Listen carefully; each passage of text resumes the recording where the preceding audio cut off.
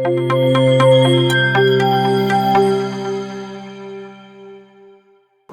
वालेकुम dear students. मुझे उम्मीद है कि आप सब खैरियत और आपके यहाँ सब ठीक होगा। इलेक्ट्रॉनिक्स का हम लेक्चर डिस्कस कर रहे थे। डिफरेंट बैचिंग टेक्निक्स हम लोगों ने देखी। इन बैचिंग टेक्निक्स में मैंने आपको बताया था कि सबसे ज़्यादा जो यूज़ होती है और सबसे ज़्यादा जो स्टेबल है और मोस्ट फ्रीक्वेंटली ट्रांजिस्टर में यूज़ होते हैं वो वोल्टेज डिवाइडर बायस है। ये हम लोगों ने प्रीवियस वीक में कवर कर दिया था, बट इसमें कुछ पॉइंट्स थे जो कि रह गए थे और वो मैं चाह रहा था कि डिस्कस कर लें। वोल्टेज डिवाइडर बायस का जो हम लोगों ने सर्किट देखा था वो बेसिकली अगर आप देख लें तो इस टाइप का एक सर्किट था, ठीक है। इसमें क्या था हमारे पास, अगर आप देख लें तो ये मेरे पास रजिस्टर R1 और R2 लगे हुए थे। ये वही RC रजिस्टर है जो कि आउटपुट के ऊपर लगा होता है, जबकि ये RE रजिस्टर मेरे पास अगेन जिससे मैंने एमिटर बायस किया था वो भी यहाँ पे अवेलेबल होता है। इनका क्या फ़ायदा होता है, ये हमारे पास जो क्यू पॉइंट है, क्यूसेंट पॉइंट है, उनको स्टेबल करने के लिए यूज़ होता है। अगर आप इसका DC इक्विवेलेंट देखें तो इसका DC इक्विवेलेंट ये है। यहाँ पे आप एक बात नोट रखें कि मैंने यहाँ पे दो कैपेसिटर्स भी लगाए हैं, C1 और C2।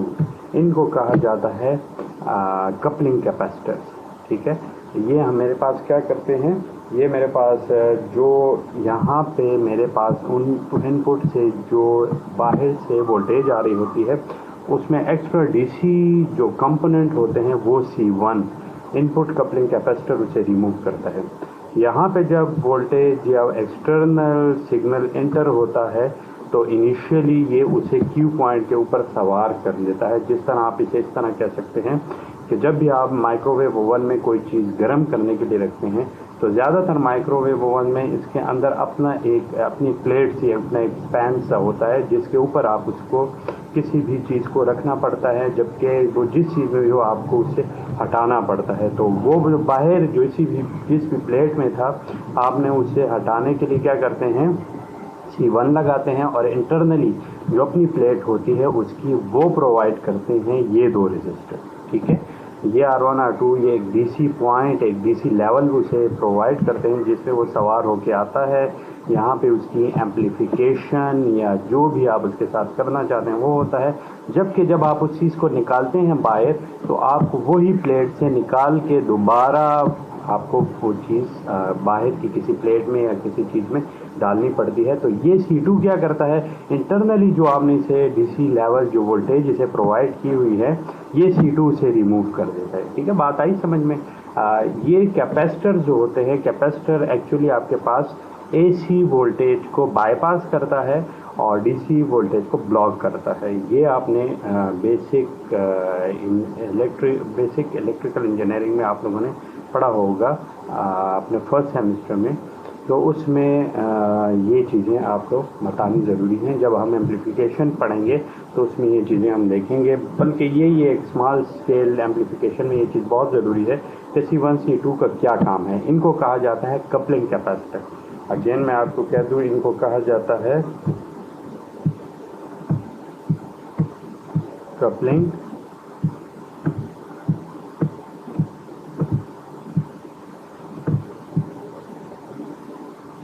कैपेसिटर से कपलिंग के लिए यूज़ होते हैं, ठीक है।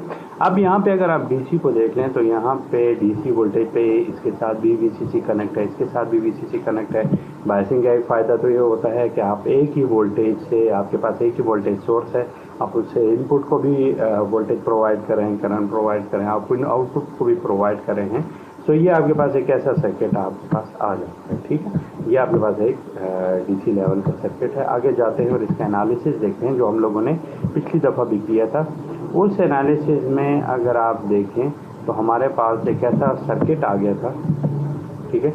अब उस सर्किट में आपको पता है मेरे पास यहाँ पे दो क्या हैं, अब यहाँ पे वोल्टेज मुझे चाहिए और यहाँ की करंट भी मुझे चाहिए, which is I of B जो बेस की तरफ अंदर आ रही है, और ये वोल्टेज भी चाहिए। लास्ट टाइम मेरे पास ये क्या थी, या ये मेरे पास VBB होती थी, जिससे मैं VBE को माइनस करता था और डिवाइड करता था, जो रेजिस्टेंस कनेक्टेड होती थी, और मेरे पास आ जाता था। अब यहाँ पे रेजिस्टर्स भी ज़्यादा हैं मेरे पास और मेरे पास वोल्टेजेस भी ज़्यादा हैं। तो वोल्टेज तो ये है जो कि यहाँ पे डेवलप हो रही है, और वो वोल्टेज मैं फाइंड कर सकता हूँ इस फॉर्मूले के थ्रू। ये आपको पता है, ये दिस इज़ ETH, ठीक है, आप इसे ETH भी कह सकते हैं। ये ETH है, यहाँ से आप इसे फाइंड कर सकते हैं। थेवेनिन्स थ्योरम थे जो कि आप लोगों ने होपफुली पिछली क्लास में पढ़ा होगा, पिछला जो सब्जेक्ट था। इसके अलावा अगर आप इस सर्किट को देखें तो ये किस तरह का सर्किट है, वोल्टेज सोर्स को शॉर्ट कर दें तो आपके पास यहाँ से अगर आप देखें तो RTH आती है। RTH क्या चीज़ होती है, थेवेनिन इक्विवेलेंट रेजिस्टेंस होती है, जहाँ पे अगर आप इसे यहाँ से देखें तो R2 और R1 आपस में पैरेलल में आते हैं, और ये RTH आपको इस फॉर्मूला की मदद से ये कैलकुलेट करके देता है। R1 R2 पैरेलल, और इनके पैरेलल कम्बिनेशन से आप रेजिस्टेंस इक्विवेलेंट कैसे फाइंड कर सकते हैं ये भी आपको पता है। 1 over RTH is equal to 1 over R1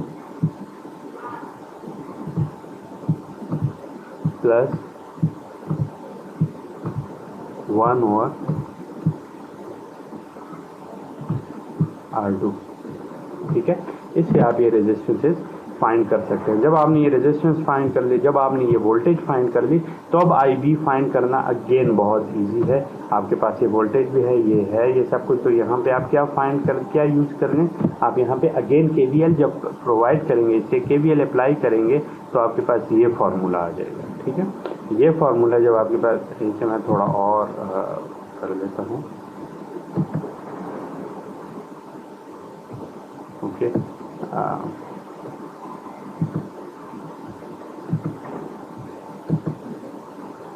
I hope आपको सही तरह से नज़र आ रहा होगा,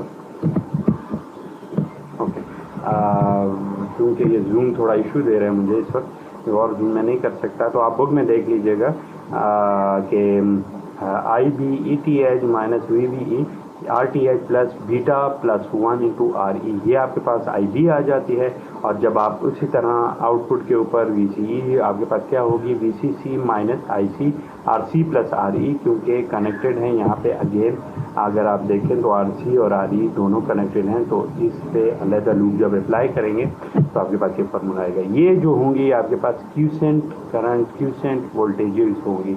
अब क्यूसेंट करंट, क्यूसेंट वोल्टेजेस वो चीज़ें होती हैं, या एक वो प्लेट होती है जो आप माइक्रोवेव के अंदर अगर किसी चीज़ को गर्म करना चाहते हैं, किसी चीज़ को बेक करना चाहते हैं, तो ये वो प्लेट के तौर पे काम करती हैं, जो कि आप एक्सटर्नल इनपुट के लिए आप अप्लाई करते हैं, ठीक है।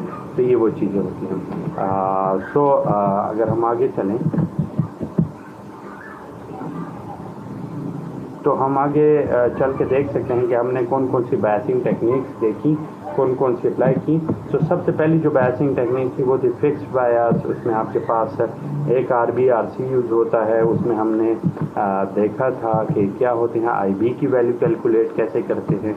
IB is equal to VCC minus VBE divided by RB, क्योंकि मेरे पास एक ही रेजिस्टेंस होती है तो, और एक ही वोल्टेज होती है जो कि अप्लाई हो रही होती है।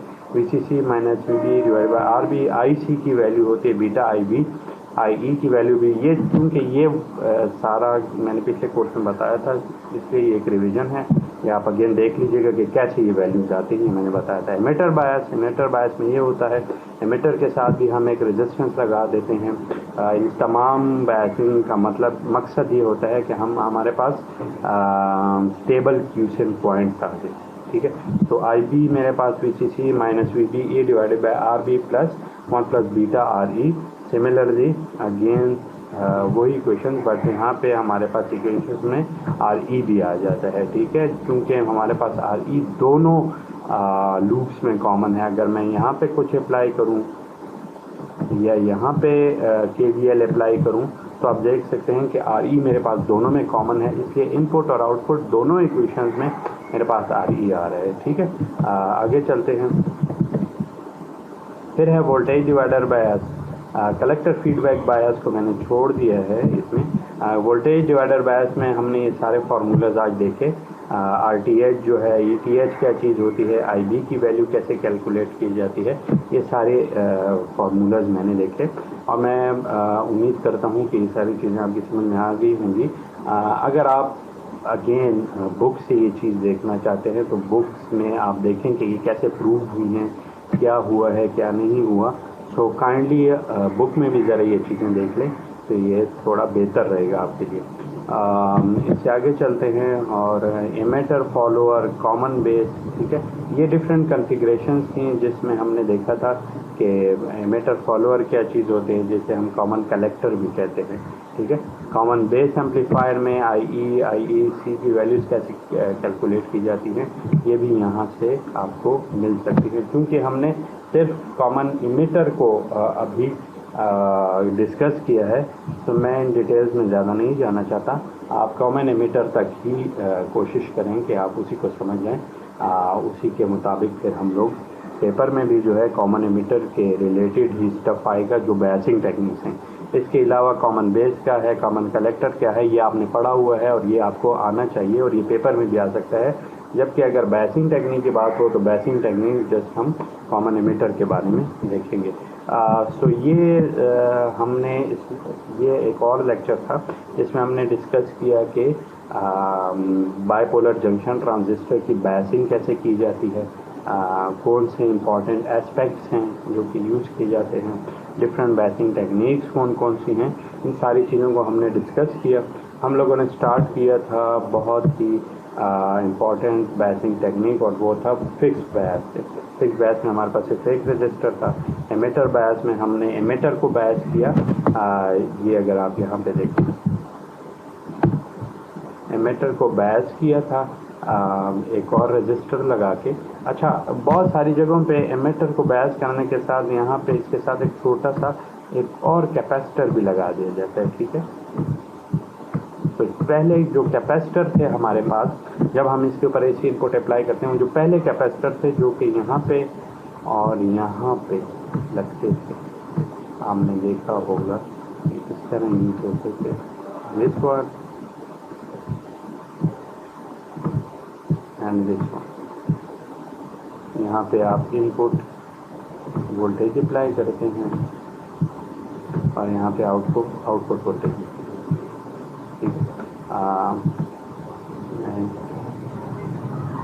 अगर आप इन दो कैपेसिटर्स को देखें, इसको और इसको, तो इनको कपलिंग कैपेसिटर कहते हैं।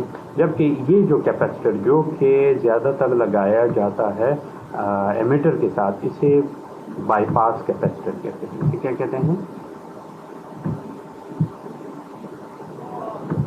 Bypass capacitor.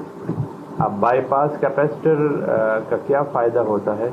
बाईपास कैपेसिटर हमारे पास जो AC होती है उसके लिए एक ग्राउंड प्रोवाइड करता है। एक इसे, क्योंकि हमें पता है कि AC कैपेसिटर जो है AC के लिए AC को बाईपास कर सकता है, तो ये बाईपास कैपेसिटर क्या करता है, हम चूँकि यहाँ पे इनपुट के ऊपर AC अब अप्लाई कर रहे हैं, AC स्मॉल सिग्नल भी अप्लाई करेंगे। After deciding all the quotient point, quiescent current, quotient voltages, हम यहाँ पे क्या अप्लाई करेंगे, हम यहाँ पे AC वोल्टेज अप्लाई करेंगे। तो वो AC वोल्टेज अप्लाई करने के बाद हमारा मकसद ये होगा कि हम उसमें DC और AC हर चीज़ के लिए ग्राउंड्स प्रोवाइड करें, उसके लिए अर्थिंग प्रोवाइड करें। तो ये बाईपास कैपेसिटर क्या करता है, ये अर्थ प्रोवाइड करता है उस AC सिग्नल के लिए। चूँकि इसमें कॉमन पॉइंट का होना ज़रूरी है, एक ज़ीरो कॉमन पॉइंट का होना ज़रूरी है, तो ये वो प्रोवाइड करके हमें देता है, जो कि डायरेक्टली ग्राउंड के साथ कनेक्ट हो जाता है। तो ये बाईपास कैपेसिटर का काम होता है। मैंने पिछली बार भी बताया कपलिंग कैपेसिटर का क्या काम होता है और बाईपास कैपेसिटर का अभी बता दिया।